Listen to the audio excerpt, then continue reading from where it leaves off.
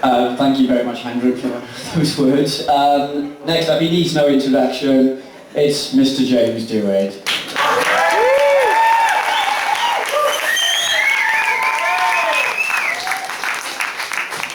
Hello, everybody. Hello. So, first of all, can I have a cheer for my beautiful wife? Yeah.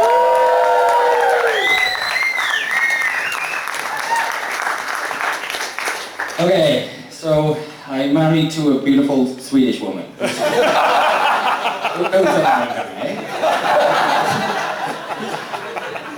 So, on with the thanking. So first of all, let's start with my brothers. We got Ben and Nick and Steve. Thanks for performing your usher duties today. So being the first of all of us to get married does satisfy my need for sibling rivalry quite a bit. And Ben's hot on my heels getting married to Amy in March, and he's managing to steal my 30th birthday in the process. Now the four of us have been through a lot together in our lives, and although we all get in each other's nerves sometimes, I know we all love each other very much. And it makes me very happy to see you all here today. Yeah.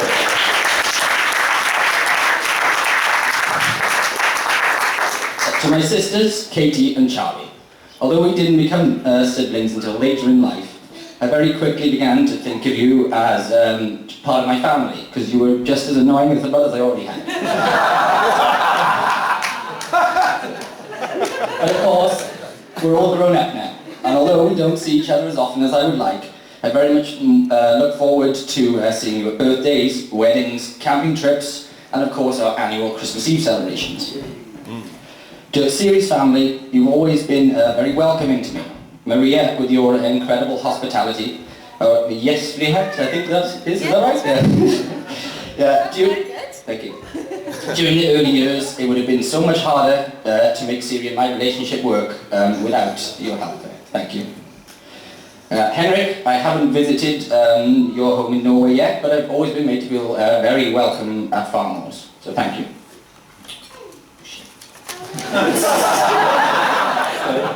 Sorry, I was meant to be under my breath, but I was holding my Sorry.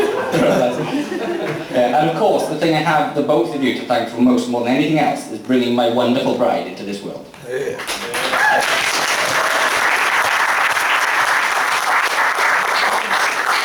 And to Dad, you've been there to help me through my education, which of course led to me getting my job. You were there to help me again when we needed to buy a house.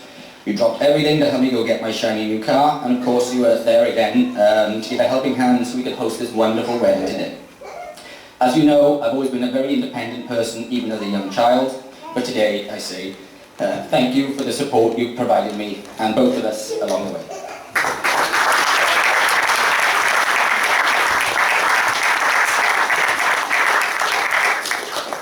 And to Mickey, hello, my mother, and your wife, the woman who brought our families together, is not here anymore. I do remember one of the last things that she said was, sorry. Go on, Jim. Was that she wanted us to remain a family. Our lives are richer and fuller because you're in them. Thanks. Okay, I'm good.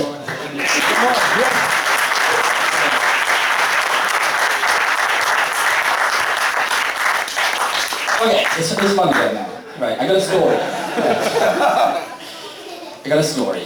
Sorry, Siri. So to set the scene, if by some miracle you've not heard this story already, let me give you some background. So Siri and some friends were all in Swansea on a work placement.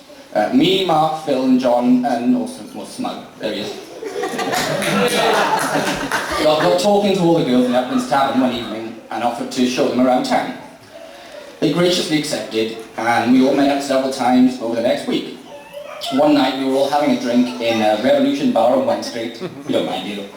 And I kind of been hoping Siri might fancy me, as I thought she was pretty hot. And I noticed her sort of looking at me sometimes and then trying to pretend she wasn't when I looked back towards her. No, you're not.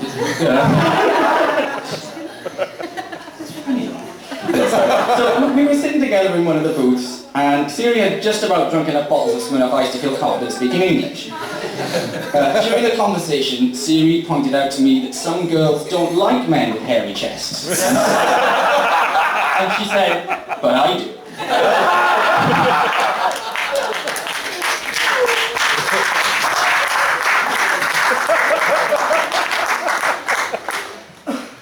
Sorry, okay. Now this is enough of a confirmation for me that she was interested, so I took hold of her hand and I leant in for a kiss. I had apparently correctly interpreted Siri's very subtle "I like your chest" line as she kissed me back. And that kiss was to be the start of the rest of our lives together. Although I think Siri's probably a little bit mad at me for telling this story, we've got a wedding theme here, because if you think about it, I do was the last thing we said before we kissed, and the last thing we said before we were married.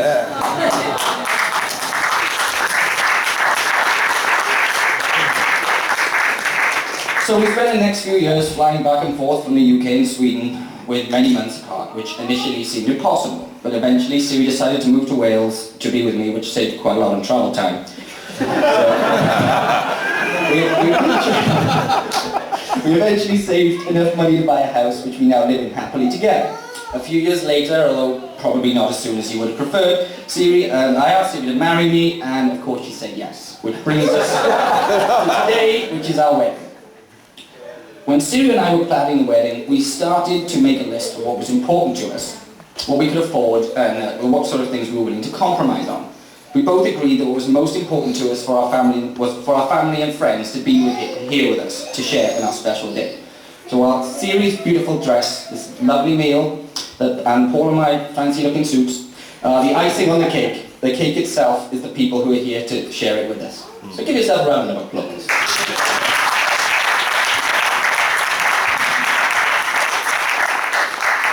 So I hope that cake metaphor translated okay for our Swedish and Norwegian guests, but in case I will say tack min familj och mina vänner.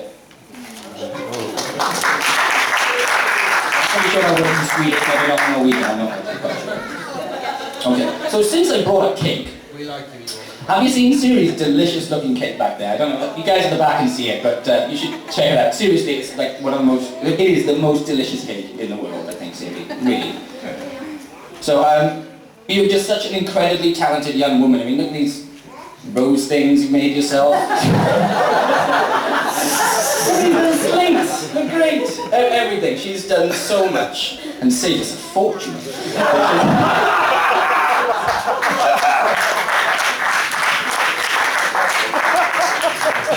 Siri, you're a baker, you're a painter and decorator. Seriously, she actually worked as a painter and decorator for like a summer. For a friend of mine.